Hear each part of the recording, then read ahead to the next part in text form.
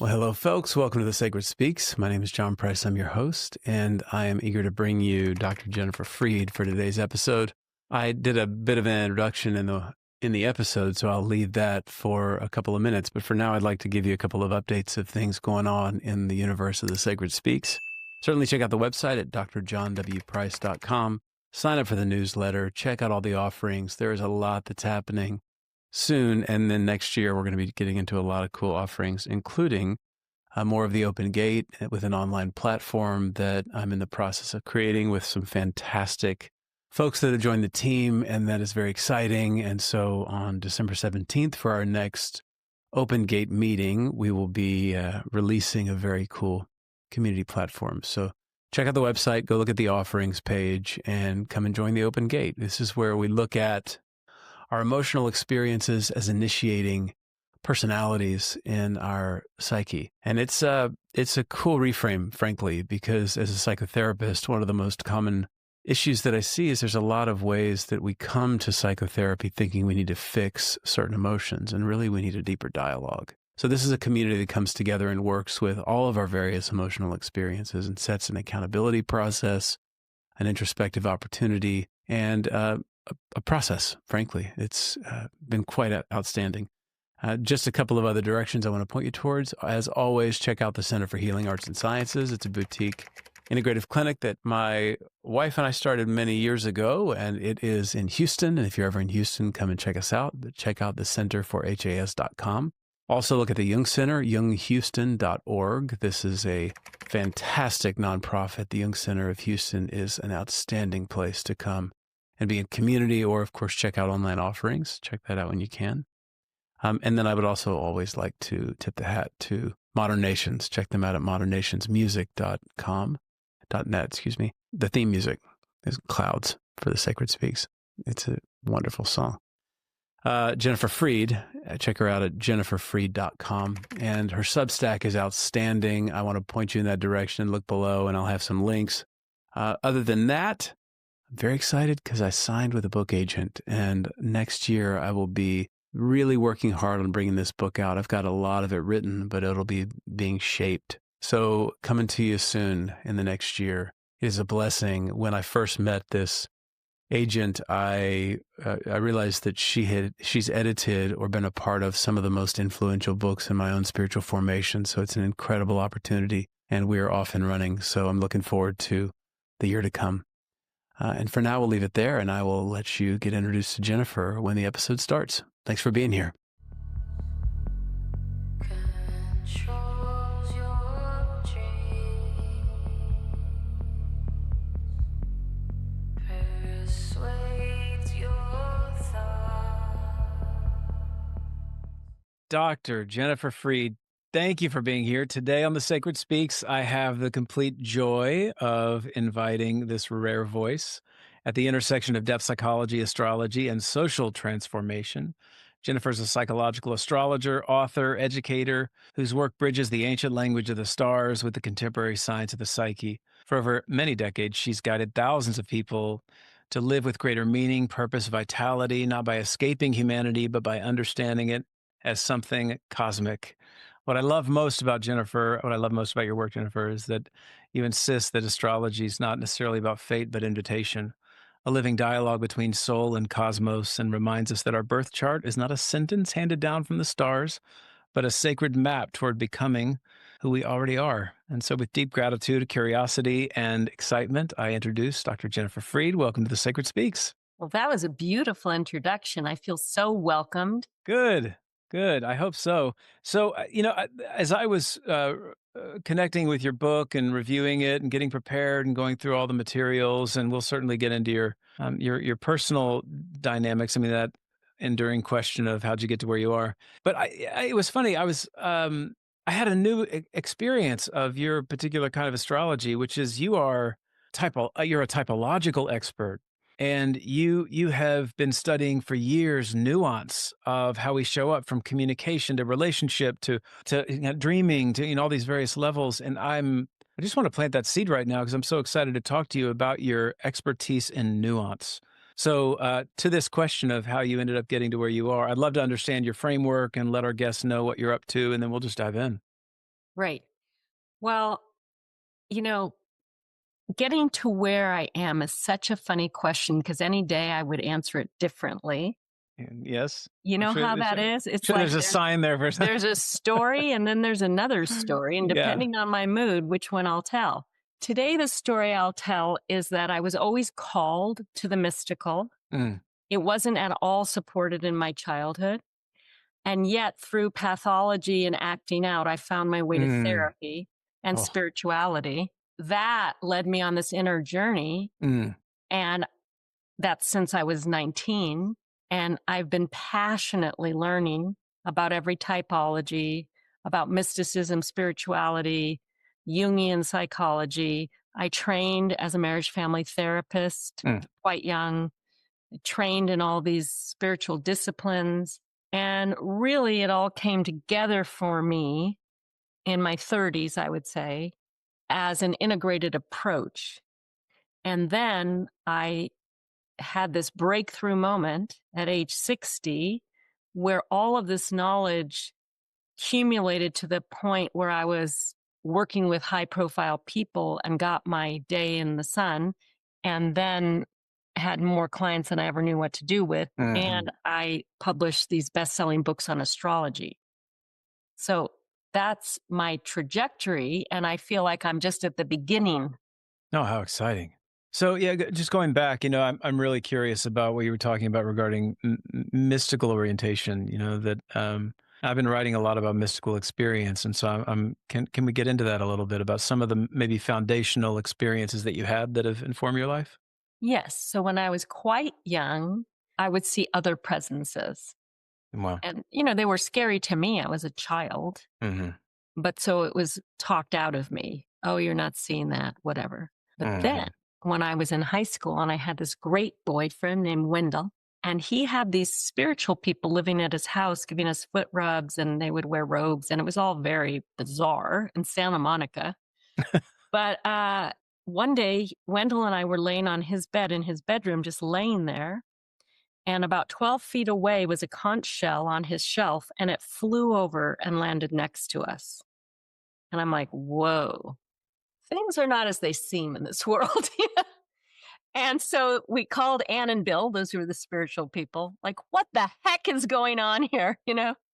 And they came in, they go, oh, that's a friendly energy and it's the spirit. Like they were very familiar with all that.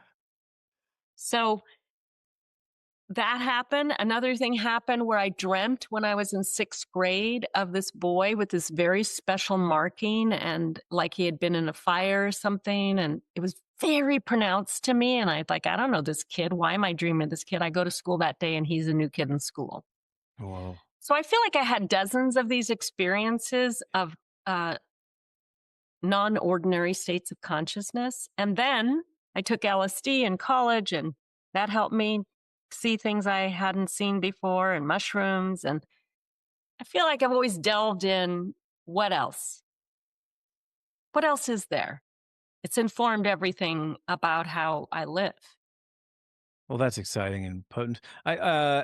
Just to sit on maybe your psychedelic experience for a little bit, how do you connect that to these very, ordinary, meaning happening in the ordinary consciousness, non-ordinary states of consciousness with non-ordinary states of consciousness from psychedelics? Well, I think it was so great for me because, again, I wasn't raised like this. I was raised in an intellectual, cynical New York family kind of Mm. atmosphere. So I was pretty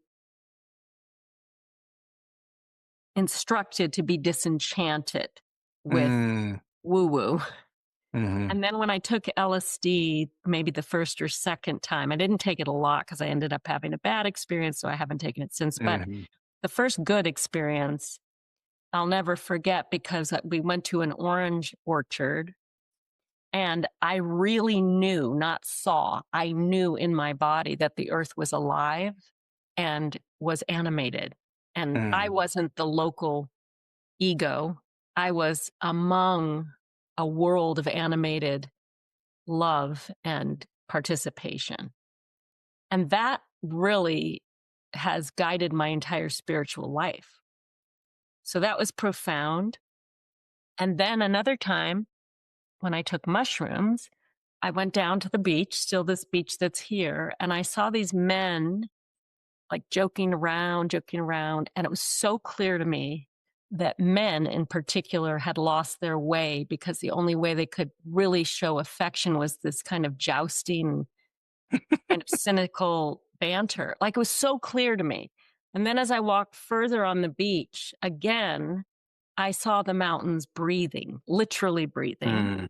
I saw the ocean. It's like everything. And so that just created a sense from then on of I'm not the center of creation. That's not what's going on in this earth school. Mm. And then, of course, Jung talks a lot about that, but Yeah. that was my beginning experience. But I didn't hang out with psychedelics that long. Mhm. So, When did you encounter Jung? well, I went to Pacifica Graduate Institute for my master's. And no, I went to Antioch for my master's. I taught at Pacifica Graduate Institute for many years, and that's a Jungian Mhm. psychological institute. So I was around James Hillman, Christine Downing, Michael Mead, all the greats. Man, wow. I learned from all of them. And then I ended up going to get my PhD there in depth psychology. Mhm. So all those years, I was steeped in the Jungian traditions. Hanging out with the weirdos. Oh, yeah. And believe me, that's true. I will tell you, Jungians are not the most grounded people I've ever met. No, not at all. So that was also helpful to me, that whole Yeah. passage, because in the idea world, magnificent. In the Mm. actual world, not that great. Hmm. Yeah, it's funny. I actually just had a long conversation with somebody who came in to see me who I said to them, it's funny, you're coming in here, and usually I'm trying to get people connected to their mystical experiences. And in fact, I'm trying to get you connected with consensus reality because you're overwhelmed by the imaginal. And it's that dual dynamic that in our culture, we need to honor and almost be have the what we I guess mystical experience or non-ordinary experience validated as mattering, or as Jung would say it is real, just a different kind of real. But that's that's not what we see in kind of a modern framework, certainly in the recent modern framework. I Yeah. couldn't agree more. Yeah. Yes, that's why Jung said I would never want to be a Jungian. I love that. Yes. Yeah. Because it gets reified and fixed as a Yeah. idea state, not a lived experience. So Totally. Yes. yeah. Yeah. Well, So yeah, go that thread for a little. That's really exciting stuff. well, I'm all about verbs, not nouns. Yeah. So for example, I'm not into the pronouns. Like Uh, I don't even know what we're doing there. Uh, no, and I get to say it because I'm old. And like people get mad at me and stuff, but I don't care. I know. We're all very careful. All very No, I'm not careful. going to be careful. Well, good for I don't you. have that much time left on earth to not say what's true for me. So I think pronouns and identities are way overrated. Like Uh-huh. none of it goes to us into the ashes. And Yeah. so to get really even more convinced that we need to be special and identified and I'm a this and I'm a that, I think that's very dangerous to soul growth. Well, say more about that because, yeah, I want to. There is a problem in that we become so ideologically fixed to a particular identity, and oddly enough, in our fluidity, we become concretized. Like there's a kind of ideological fixation that's happening. So, yeah, what are you seeing right now that's happening in the kind of social milieu related to these Well, identities? you don't have to look too far these days to see that the concrete blobs of ideologies are all fighting each other. Yes. And if there was a non-local consciousness that's just we are, then we could have disagreements and we could have different ideas, but it wouldn't all come down to this cult war Mm. that we're seeing. If I just push on that a little bit, do you see it as because I guess on one hand, when you look at gender as an identity and you think about the ways that we're playing with and moving through gender, there's a Jungian might get really excited regarding the kind of masculine, feminine, androgynous dynamic that we're working with. What do you see in it? Well, I think we're everything. So why get bogged down on anything? Like I happen to have a biological female body and I love having this lifetime as a quote woman. Like I'm all for it. But there's not a part of me that takes it that seriously Mm, inside of me. mm. I'm everything. So are you. I could have a beard and still be me. Yeah. Well, there's something just to amplify this a little bit. I was just talking to this fellow that was in my office, and I do think that one of the things that is not well, let me back up. I get really concerned when there's not a sense of humor. Me too. Yeah, and and that's certainly what like the idea of a sense of humor is not existent in a lot of these dynamics when we're consumed with trigger warnings and don't make me feel uncomfortable and all that stuff. Yeah. I want to be tickled and challenged. And, I'm thinking of Mercury Hermes, the trickster. Yeah. Humor's about riddles and tricks and loosening the identities. It's not about anchoring ourselves in a point of view and staying there. Yeah. And laughter is this carbonated holiness. That's what Annie Lamott says. And it's about lifting ourselves out of this heavy earth identity. Okay, so now you're starting to move into it a little bit, and I love that you're moving into maybe an astrology frame, and because that really was, I think, in your book, it was the second or third chapter when you were writing about communication. I thought it was so helpful the way you were able to really delineate, because of course we can talk about the book a bit and just go into you're using the elements as as ways to talk about these various psychological, emotional, spiritual dynamics that show up, and we'll have tendencies that lean toward one of those more than the others. So, give us some of your framework a little bit, and then we'll put some skin on this bone of what might be going on regarding identity and social systems. Well, I think the symbology of astrology is an extremely articulate, exquisite aperture. It's like a portal to understanding our Mm. multiplicities. Ooh. And so it's like taking left-handedness and enlarging it to these very specific articulate portals of, oh, how your Mercury is placed or your Venus is placed. These are very powerful archetypes that then, if you're in Venus in fire versus Venus in water, that's a really different vibration. And so to help people understand how they were born and what's possible, I always talk about divine possibilities. That's like a great psycho spiritual toolbox. Mm. Yeah, I got a real sense of that reading your work. But I do want to make the point here, and I want you to push up against this. You clearly make the point that you're not talking about determinism.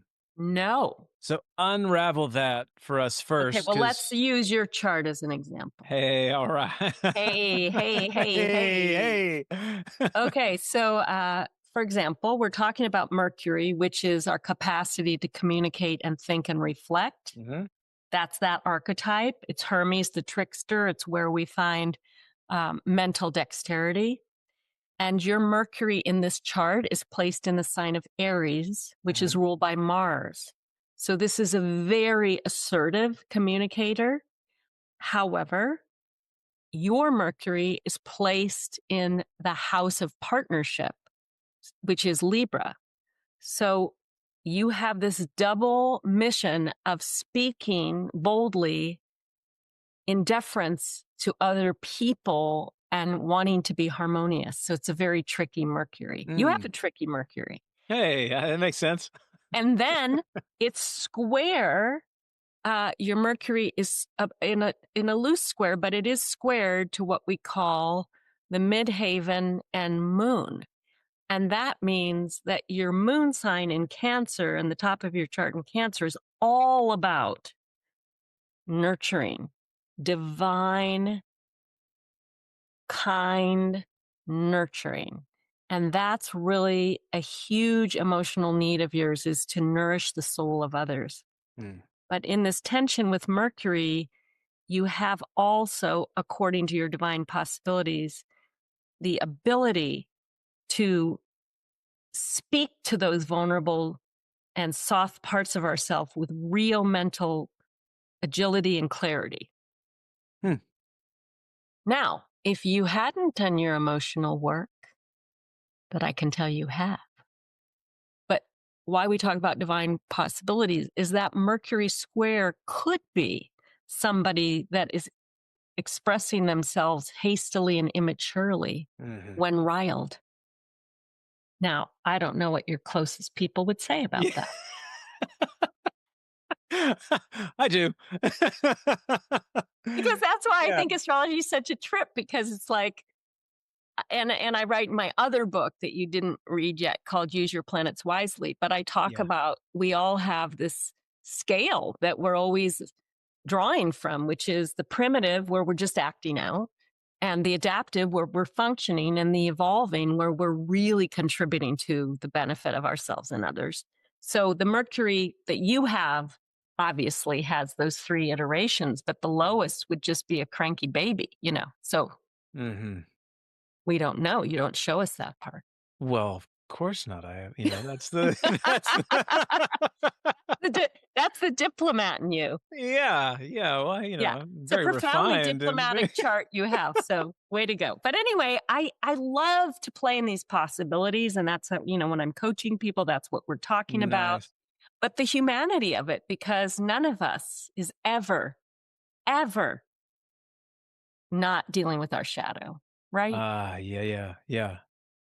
So let's define that. Let's really unlock that because it's such a huge part of your work, but it's a huge part of our work. Yeah. Just as human beings. What does that mean to you? Dealing with your shadow. The shadow is what's unconscious that we Mm-hmm. project onto others, either through positive or negative attributes. Mm-hmm. So it can be like people really misunderstand the shadow because they always think of it as like, my shadow is that person that's talking too much because I hate that in other people and wouldn't allow it in myself. But it could also be my current shadow would be, funny performers, Uh-huh. like, things that I'm really aspirational or admiring, but they do that, not me. Mm-hmm. You let So them have it.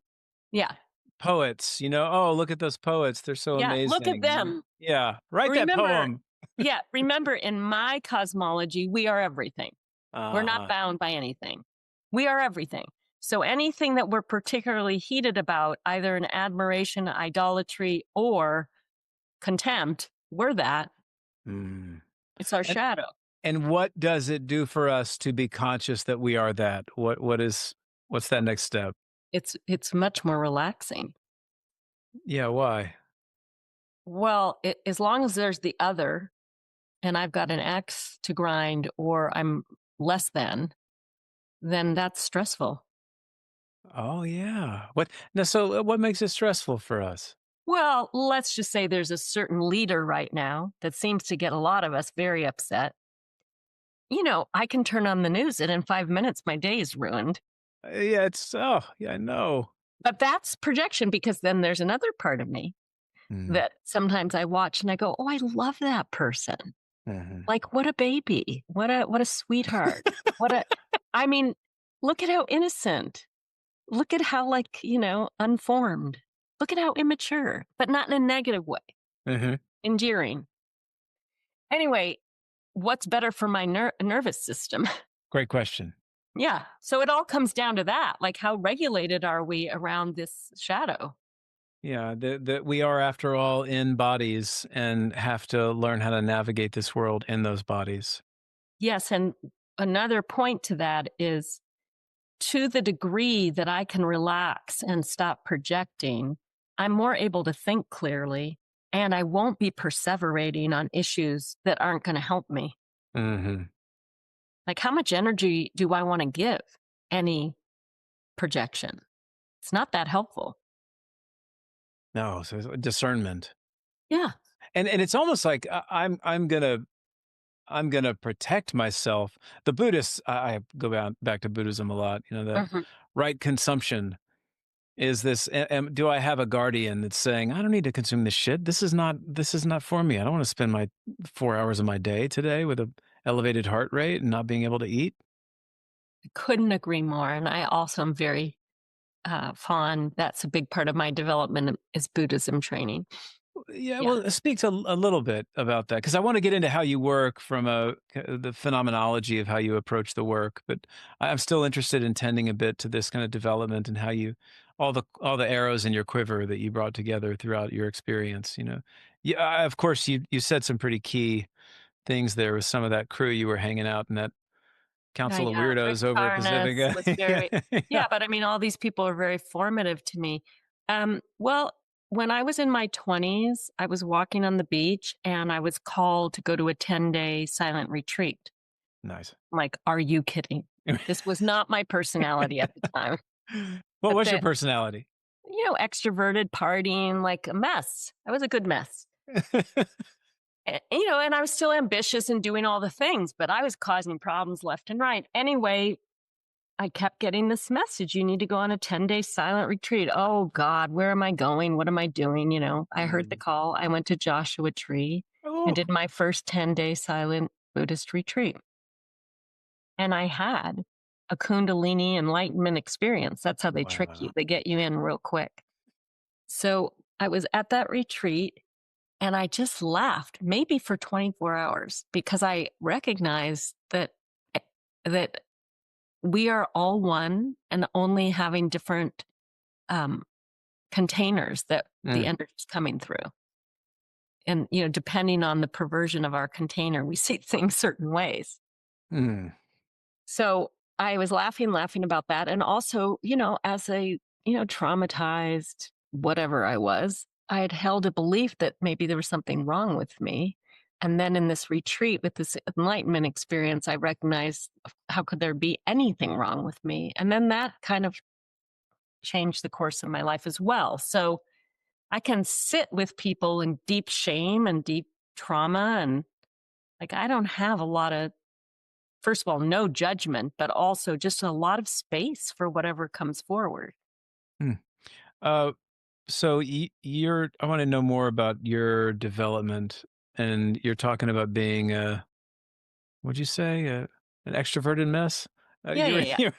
You, yeah. Well, okay, so you like the good psychological pathology. Okay, so I grew up, I was molested by two people, Oh, I had an eating disorder, I was drinking alcoholically, I was having serial relationships, leaving people left and right. I was a real oh, mess. Oh, yeah. You left a wake. no, I did. And I was, Yeah, yeah, so yeah. I did. I, Yeah, I did all the messy stuff, yeah. Of but that also got me in therapy early because I knew course. I was in tremendous pain. And so, you know, as you probably know by now, most therapists get into being therapists because they're screwed up. Yeah. Well, that was true for me. So the good news is I got in early to therapy and mysticism through all this pain. And Mm, I was really blessed to have great mentors and healers and mm. spiritual experiences that helped me work out instead of act out all of this crap. How old were you when you first started therapy? Like 18 and a half Oh, wow. on Yeah. my own. This Yeah. was not like my parents didn't send me. How'd you choose your therapist? I don't even think I had a good therapist at that time, but I had a boyfriend at that time. And I think, how did I choose? Oh, it was at a community counseling center because I was poor. I couldn't like really afford therapy. Walk through the door, say, I need some help. But Yeah. you did it on your own. Oh, yeah. And I kept going. I couldn't get enough of it because I knew. I mean, one does know, but I was lucky early on to know, oh my God, I'm living under so much baggage. Ooh. Yeah. That is rare. I mean, rare. I think I just think about the folks I've worked with rare for an 18-year-old to just walk in, and I always take that very seriously when a young person on their own walks through the door. I do too. Yeah. Yes. Yes. Well, I was desperate, Mm. urgent, and I think I've always had this sense it was for something. Make the pain count. And did you grow up in California? Well, I was born in New York, but I grew up in West LA. Okay. Yeah. How old And were I you when you did go to New York a lot. So, How old were you when you moved to California? Oh, young. But then I would spend summers back in New York. So I have a real bi-coastal feeling to me and my sensibilities. But I was actually in Santa Barbara where I live. I live in Montecito, but I was in Santa Barbara when I went to that first therapy session Yeah. because I was already here. And at what point was the therapy good, you think? When did you Huh, experience like a good therapist? that's a really good question. Boy, are you good at this job. No, because I get interviewed a lot. Mostly people suck, but you're really good at it. I think I had one great movement therapist in my 20s that was Mm. really impactful, like a really good movement therapist. And I was doing authentic movement and body work and all that thing. And I See, think that again, was very that's helpful. totally wild for a person in their early 20s to be doing like radical movement therapy. Okay, so It keep was. going. Well, yes. So that was huge. I had a great Gestalt therapist in my 20s. Nice. Hell That yes. was amazing. And then really, I had the best Jungian analyst in my 30s. But Okay. let me say, I was in therapy that whole time. So that's 3 out of about 13 bozos. Yeah, unfortunately, that's a good. Yeah. Yeah. But I had a lot of bad therapists, but I've learned a lot from them. Yep. But I had 3 outstanding therapists, at least 3. Yeah. And that last one was really the key because I Mm. think I stayed in that. I did 3 times a week. I had gotten to a bottom place. Like, I don't care what we do here, but I can't do what I do anymore. Hmm. And so Hmm. that therapy with that analyst was really the changing point for me. And beyond your own motivation, right? What was it about the therapy that was so transformative, do you think? Oh, wait, there's one other therapist I have to mention. Let's make sure I we did get a all. ton of EMDR therapy, also Really? profound. I'm an EMDR trained therapist, so I knew to get that That's modality. just early for EMDR. A lot of people didn't No, know. we've been doing it forever. My partner and I have studied it for Cool. 25 years or whatever. But this man was exceptionally great and a Buddhist, an amazing man. So also him. But okay, so what was it about those therapists? And it's true on both these people. And I'm going to say this, they were probably the only non narcissistic therapists I've had. I mean, Probably a hazard of the profession. well, people get Yeah. so excited about having an audience. Yeah. Yeah. Yeah, but these people were in it truly as practitioners and servicing the psyche, not about their own and, grandiosity or importance. Okay. So you got sent off into a world of depth, but that point is, of course, well taken that you were in a place where you were done. You were Oh, experientially, you were up against a brick wall. yeah, I was like, I just can't go on as this acting out person. I had learned a lot, but certain things hadn't budged. So, Hmm. Well, there is something early. I have a bone to pick with you, by the way. That it's not so much a bone to pick; it's a redemption because I need to redeem Texas a little bit. We need oh, to get into Texas. it. No, Yeah, I was joking, joking, joking. totally. I know. Doesn't Brene Brown live in Oh Texas yeah, too? she's a Houstonian. Yeah, look, see, you guys are We great. got some. Yeah, we got some folks. I'm We got just some mad at peeps. the political, the Of vote. course, of Okay. course. Yeah. So, okay, so you found the Jungian framework. You had a really solid person that was not narcissistic and just getting inflated by your sycophant kind of Yeah, yeah. element. And you found a depth, and then you ended up making a life out of it. So I certainly went that route. I'm curious about what turned you on about it. What kind of breadcrumbs along the way really mattered the most to you to form you into the person that you are today? Well, I think I've always and forever been fascinated by people. And also, I am an activist by nature. It's just who I was from a child. It's who I always am. Meaning, my meaning of that is it's not okay with me that there are people 5 miles from me getting picked up by ICE, and I'm living in privilege. Mhm. Like, I've always had that, like, we can do better, much better, all of us. So that's motivated me a lot. My partner and I started a nonprofit back in 1999 called AHA. Mhm. It's since served 75,000 teenagers, parents, educators. I spent a good deal of my adult life dedicated to this, in the idea of social and emotional development and eracism, like, let's Mhm. stop the othering. But I think so formative is that activist part coupled with a deep fascination with what makes us all who we are, Mhm. and then wanting to ease suffering. And then because I have a Sagittarius rising and have a lot more joy. Mhm. I think it's not enough just to ease suffering. Like, okay, so great, you're not suffering, but are you enjoying this existence? Mm. It's a short one. It is. So, how did you end up in the stars? You mean in astrology? Yeah. Yeah. That was at the same time I started my clinical journey. Correspondingly, I was about 18 and a half or 19. A friend of mine gave me a gift to go to this astrology reading. I'd been interested in astrology, but okay.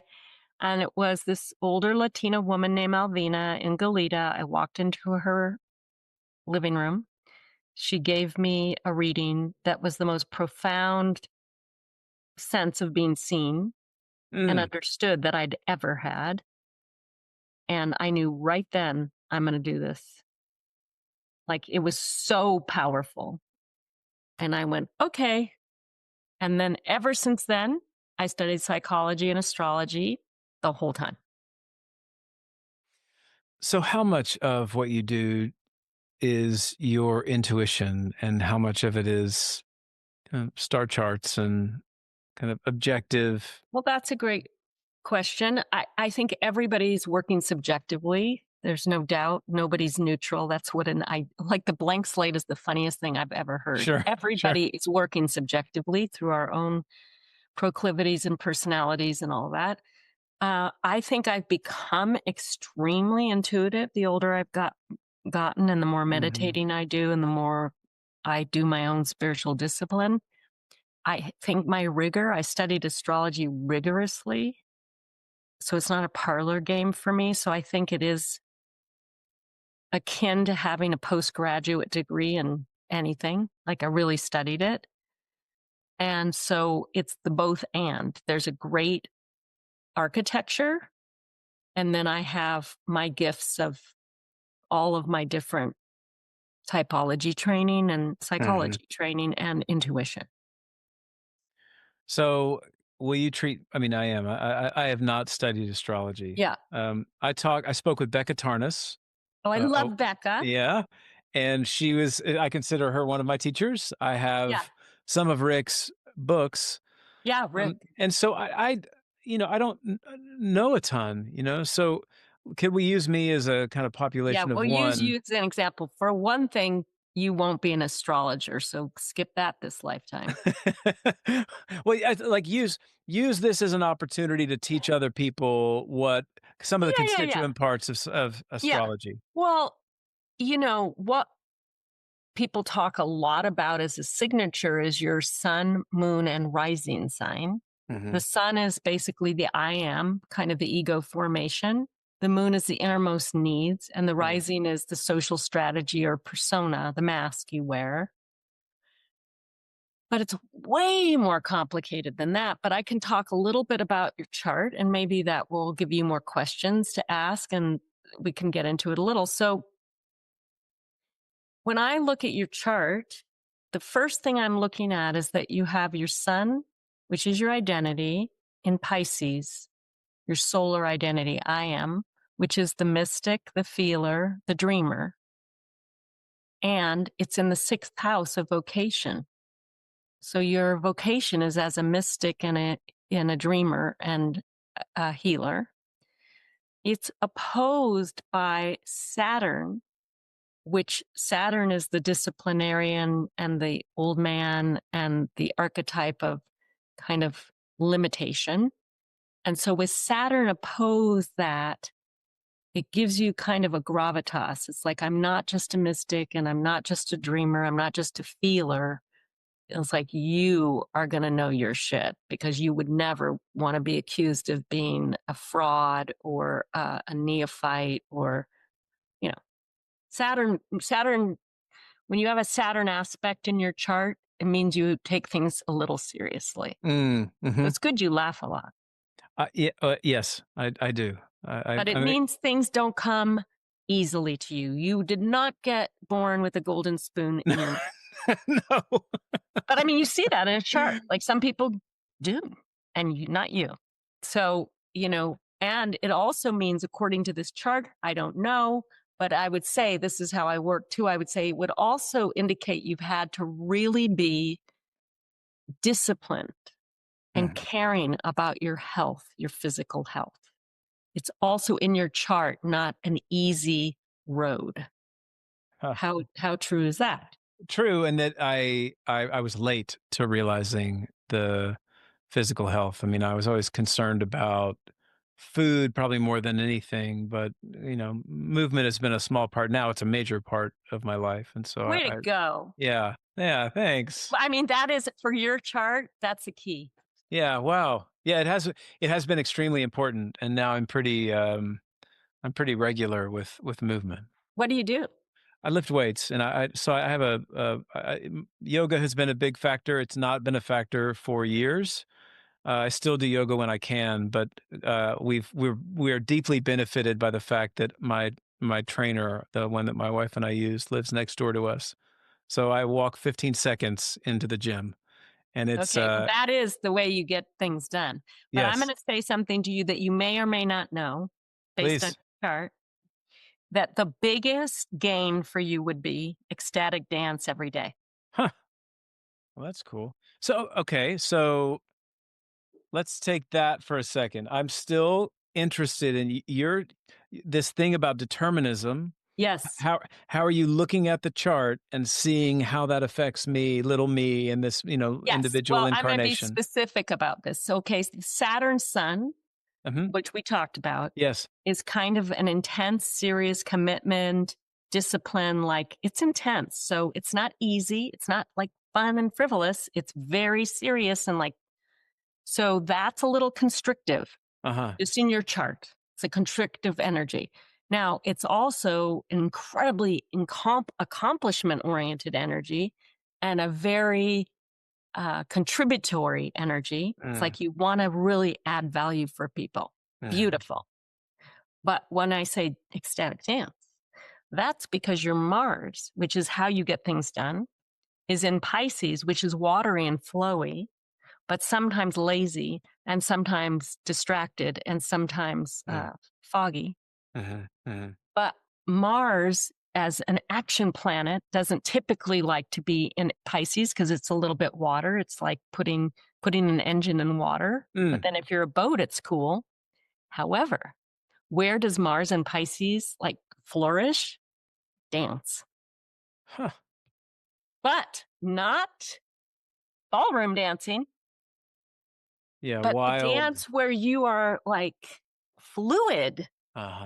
You could just be I picture you just in colorful clothes, letting it go. I mean, that would put you in touch in your chart with divine holy energy. So what would your wife say? I need to know. She would probably agree with that. I mean, that discipline is certainly a superpower of mine. Yeah. And so that now that it's connected with body, I've done ecstatic dance twice, and it was fun. I used to play music, and so kind of movement in that way was really fantastic. I would bet that my wife would say that probably part of my shadow is rigidity.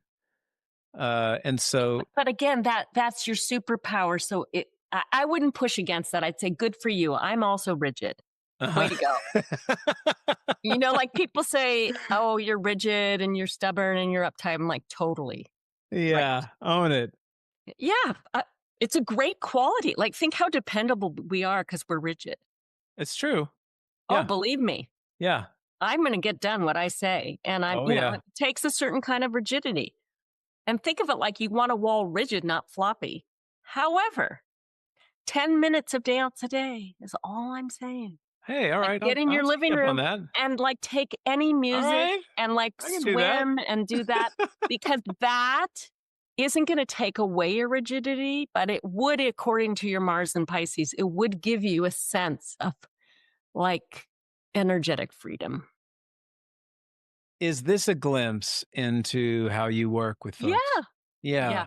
I'm very excited when I'm working with people because as Jung and his daughter talked about, it's not a problem. Astrology is there's no problem. But if there are kind of occluded spaces in your chart that you're not that aware of, that's just a place you can grow into to become more fully alive. So I'm all about the aliveness and the joy of being exactly who you are. We're never taking away my rigidity.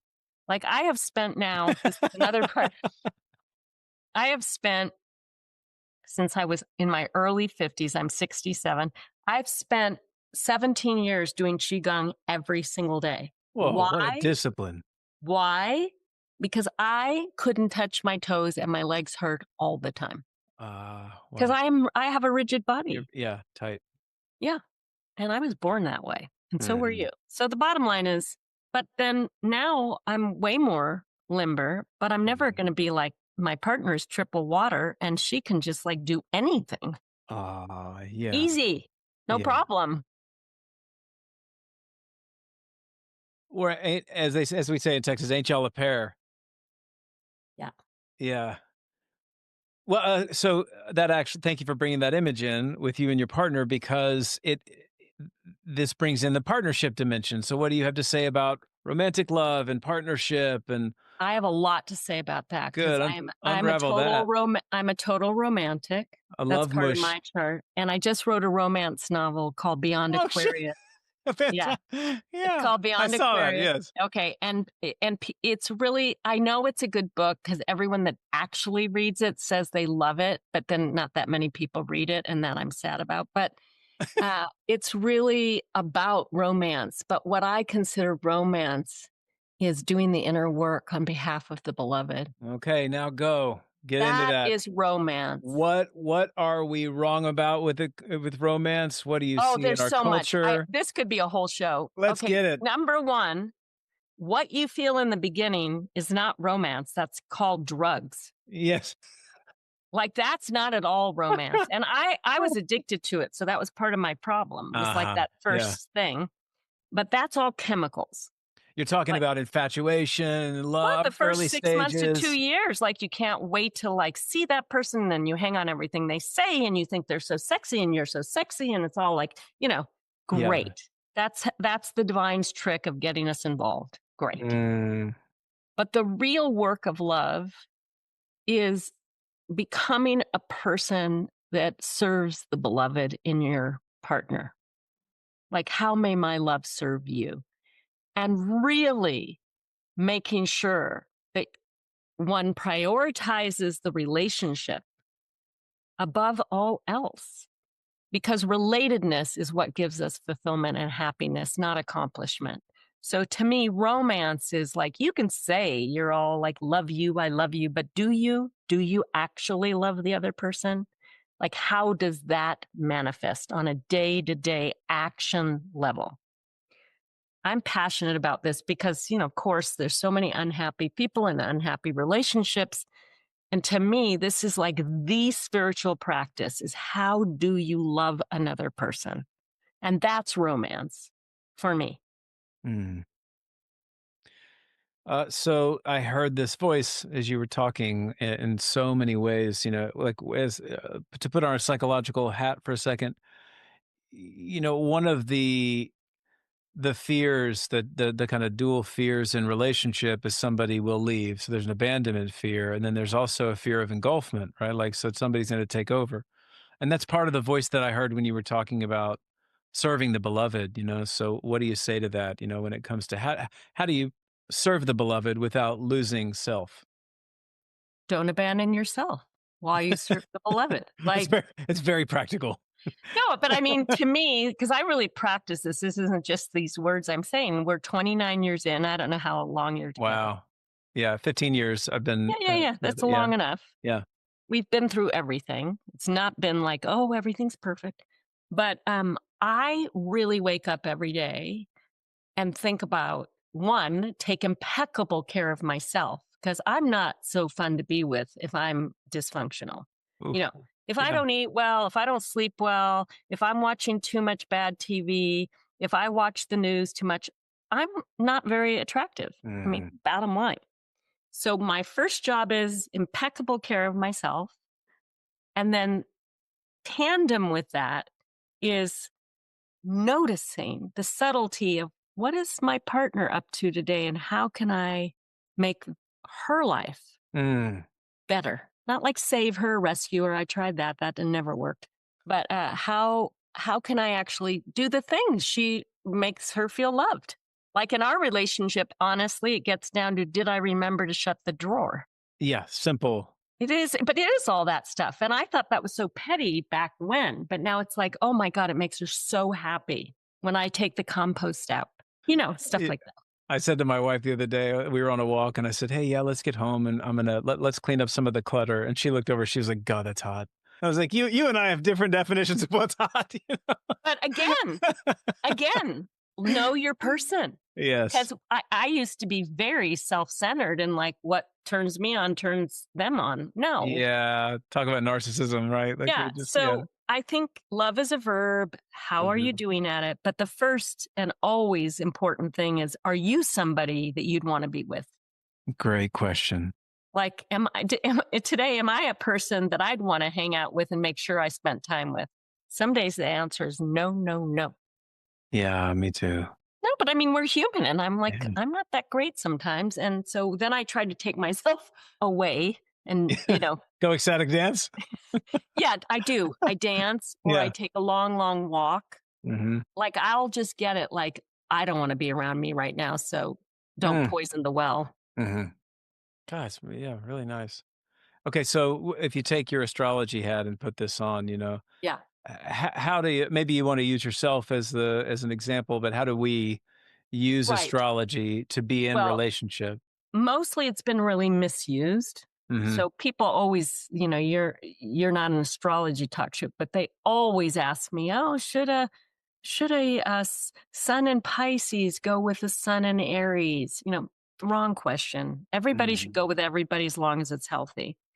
But I think where it's been very helpful in my relationship, I'll just give you two examples, and another time I can talk about you and your wife. But I'm an Aquarius sun, and my partner's a Cancer sun.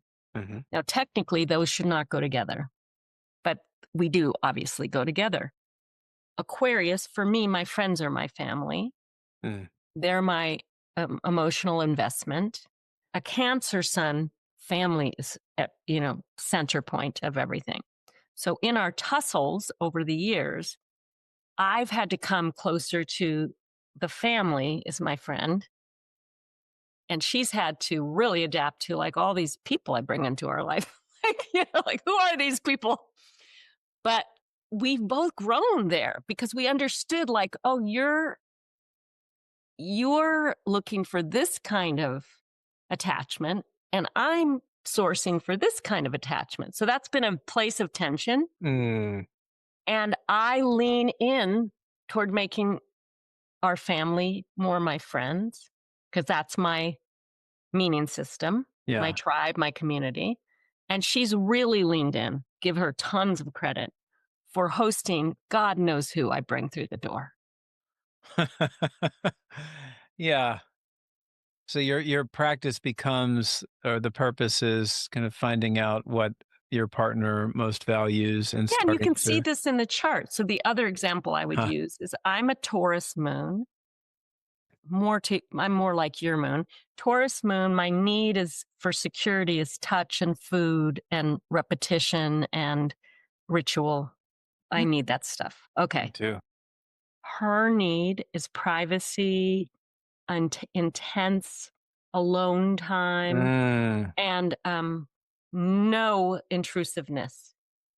we're both therapists. So in the beginning, it'd be like, honey, I can listen to you and you can, she's like, shut the fuck up. Anyway, she needed to be left alone to go into her dark corner. Yeah. And I felt abandoned. Hmm. Oh, I'm not needed. I'm doing it all wrong. Well, now 29 years in, go to the closet. I know. Okay, fine. I'll see you in a while. Yeah, it's not, well, that's what's so funny. If you get through the difficult, I just did a 5-day fast Oh, and it was radical. And it was one of those experiences where you've got to do hard things. yeah. And so going through the days 2 and 3 primarily, it was tough, but then getting onto the other side, and even after I started eating, then like clarity is like popping left and right. But it really is a rite of passage. And on some level, to use your point, as long as it's a healthy relationship, it Yeah. feels like you go through this rite of passage together. And it's the two shadow fuck you crazy dynamics are like our animals are protective and territorial and out to play. And when we get on the other side of that, which, we're working every day to do, it's It's so gratifying. Okay, we're not. I'm going to tell you because you're kind of like interested in the dark stuff. So Yeah. we figured out early on because we're, two basically kind and sweet and all that kind of women to each other, but we would hate each other, as one Oh, does. right. And so we developed this funny thing that we would do where we would be mad at each other and one or the other one would say, I want to just take you and smush your head and throw it down the stairs and pound it until and we'd exaggerate this total monstrous rage, but as a joke. Uh-huh. And then the other one would say it back and then we'd be laughing Yeah. and then it wasn't so bad. So good. But you have to make room because there's nobody. And I always feel very uncomfortable about anyone posing this as a relationship. Like we just always get along. Oh, yeah. It's Too concerning. bad. Yeah. Too bad. That's going to work out badly. Yeah.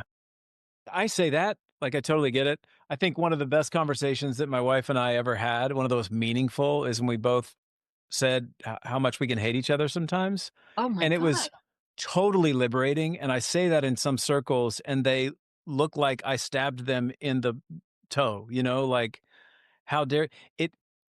It's offensive. I mean, certainly hate was not a word that I was supposed to use as a child. No, you weren't. No. So to be able to say, like, Yeah. not only do I feel this, which is genuine and real and Yeah. universal, to Yes. express it and be and have it reflected, it Yeah. felt so bonding. Yes. It Because was great. really, who are you hating? It's not the whole self. Right. Not at all. I mean, it's the behaviors. And frankly, I haven't met a behavior I couldn't hate. Ooh, say more about that. Yeah, get in there. Well, I have so many behaviors I hate. You don't have any of them so far. Okay, I'm happy to that. Yeah, I'll No, bring but some up eventually. okay, I'm going to name the behaviors that, I often can hate. Well, I hate withholding. Uh-huh. If somebody's got something to say and they don't say it or they say it behind my back, freaking hate that. I can tell. Yeah, Yeah. I would not like You're that. just direct. You go right at it. Yeah. Yeah, just tell me. Mhm. I hate being ghosted.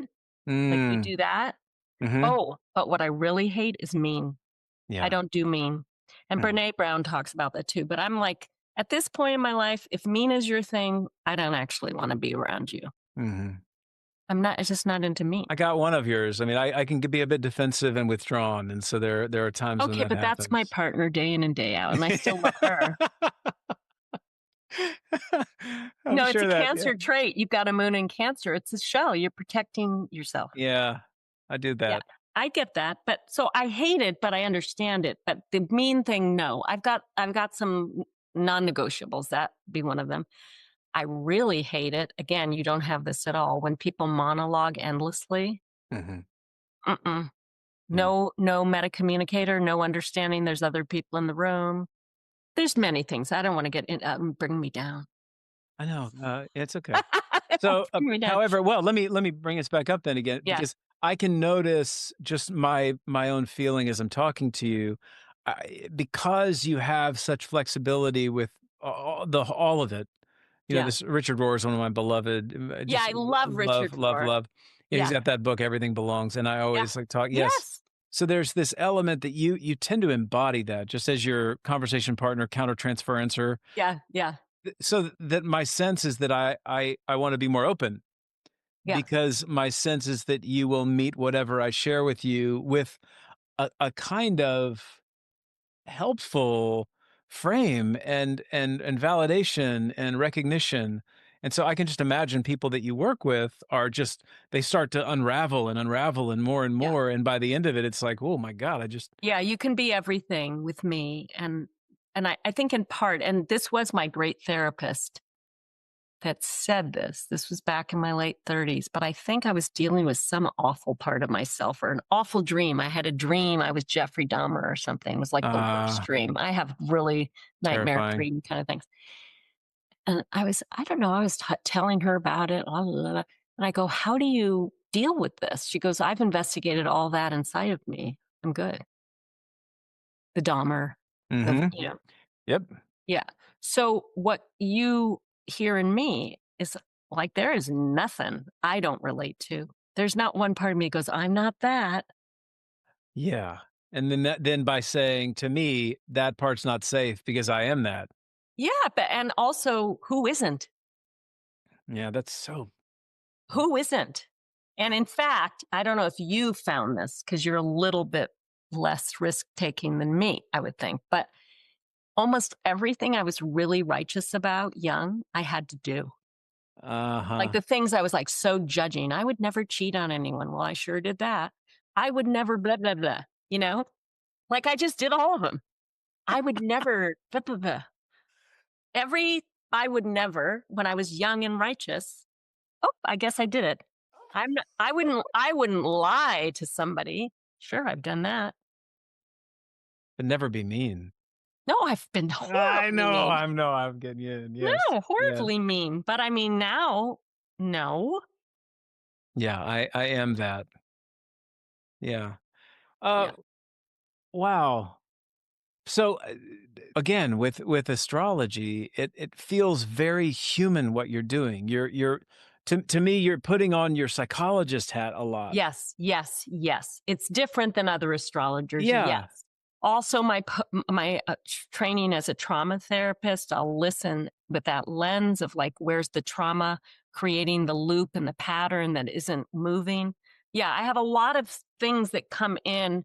Astrology is the cosmic DNA, but it's Mm. not at all the outcome. Well, because I guess my beef, which is a strong framing, but it happens. It happens whether you're a Jungian or Oh whatever. yeah, yeah, Whatever. yeah, yeah. It's the categorical thing. It's that when we reduce it to, oh, that's this thing, and that's one of the reasons I've always just I've struggled around typology, because we become that thing, and then we think in terms of those categories, and then you're not human anymore. Yeah. I couldn't agree with you more, and I've been guilty of that for sure. Yeah. Any typology can become a lock instead of a key. Yeah. Yeah. And I think I'm guilty of that. I think certainly the field of astrology or the field of the Enneagram or the field of all of it can be so reductionistic and lose. Yeah. Yeah. I think you're right about that. So I admire you don't get caught in that.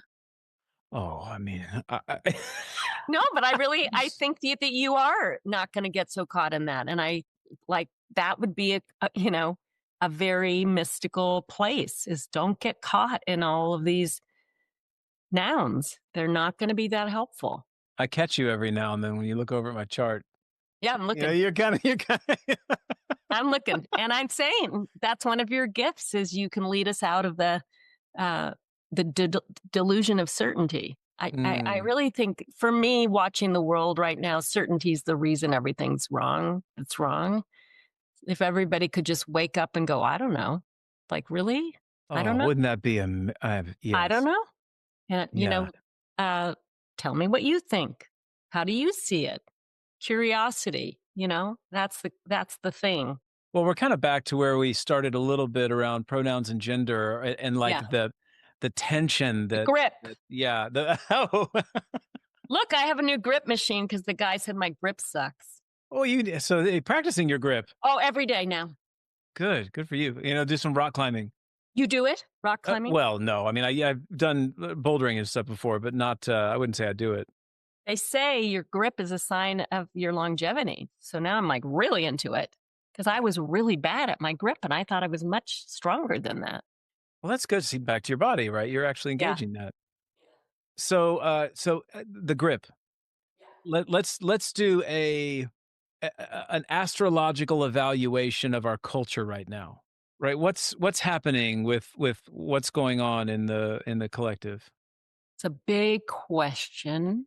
Well, the way I see it, this is in metaphors, but the planet Pluto is in the sign of Aquarius. It hasn't been there since a long, long, long time.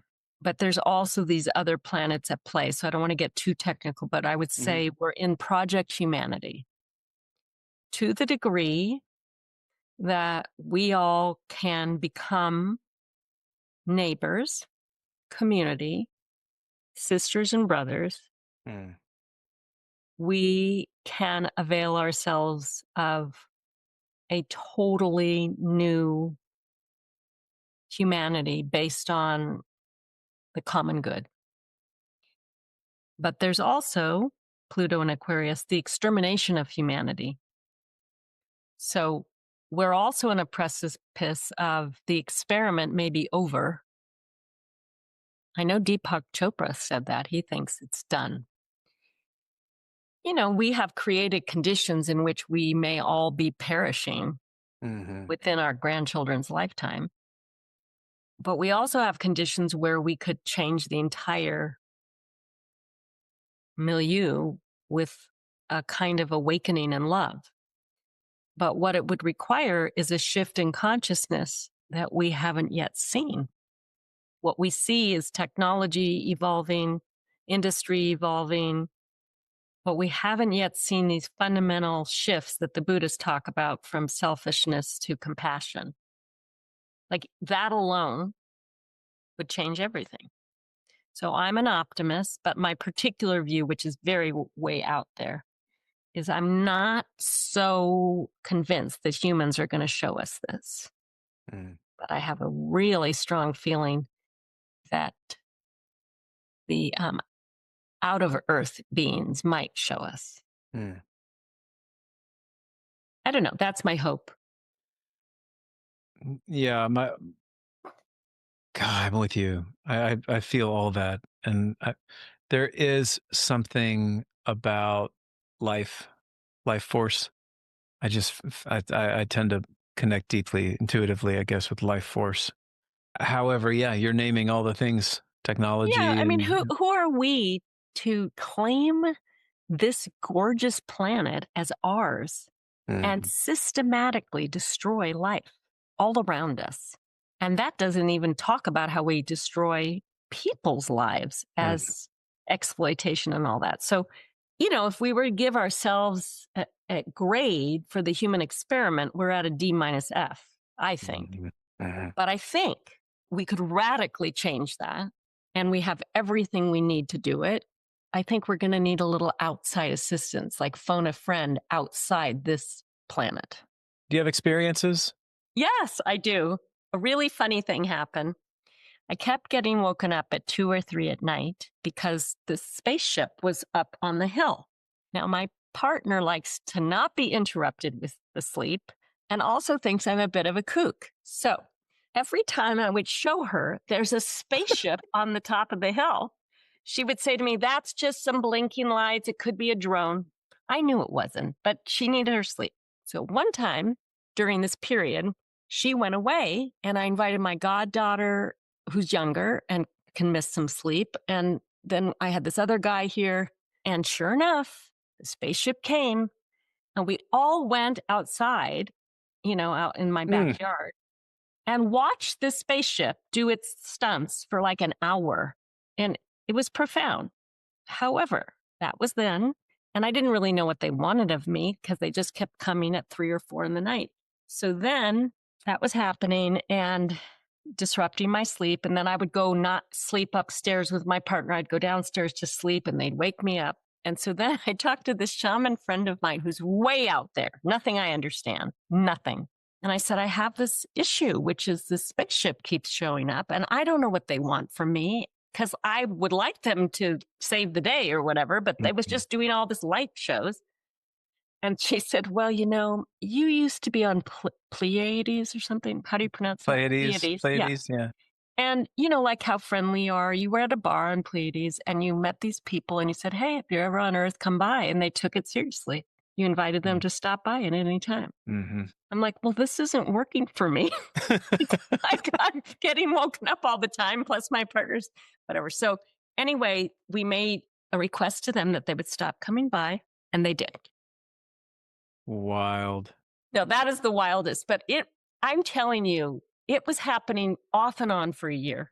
Mm-hmm. A person I probably talk about the most is Jeffrey Kripal. Have you been into his work?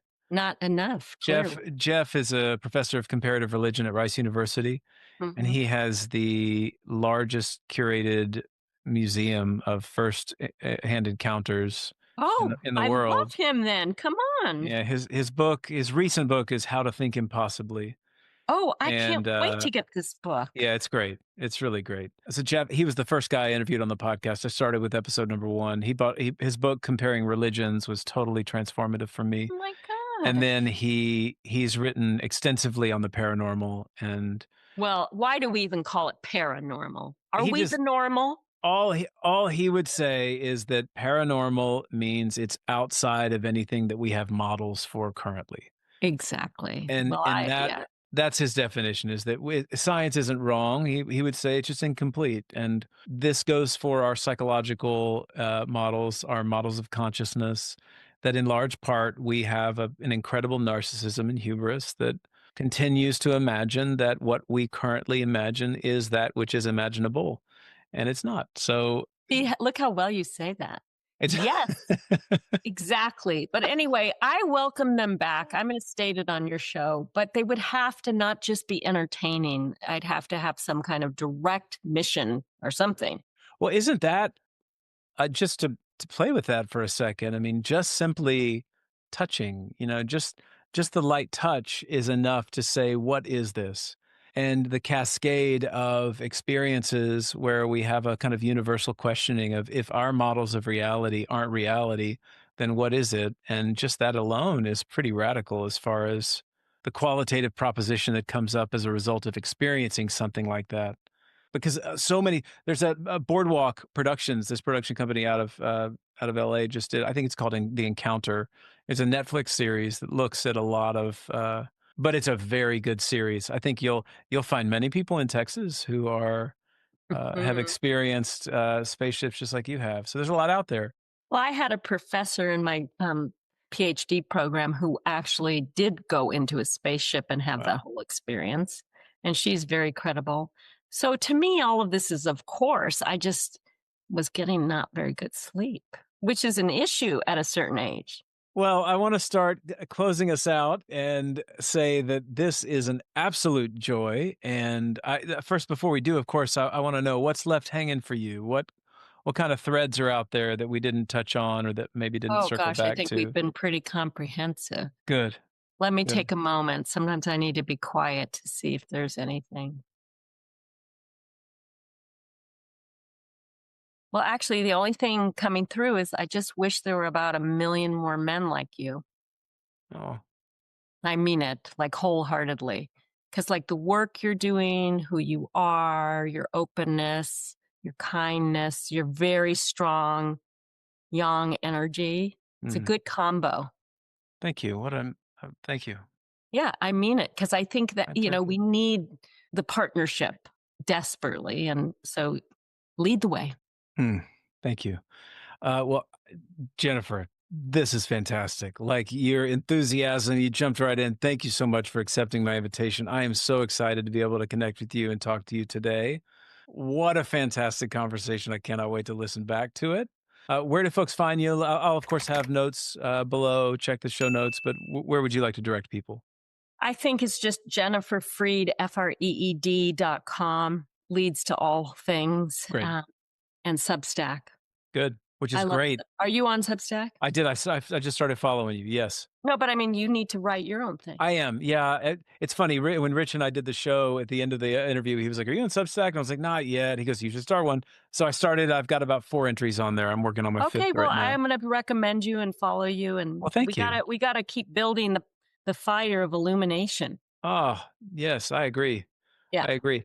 Yeah, all the folks doing really good work in the world need to come together and support each other. But all my relations. Yes, but can I ask you a question? What does Of your wife course. do? My wife and I started an integrative wellness center here in Houston, which I'm in right Oh, now.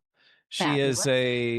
She's a pretty, she's extremely mystically oriented. She's an acupuncturist, a Oh, I physician of love Chinese that. medicine, Love that. but she's a powerful figure, and I'm really honored to be able to walk this journey with her. Well, I have a great feeling about her.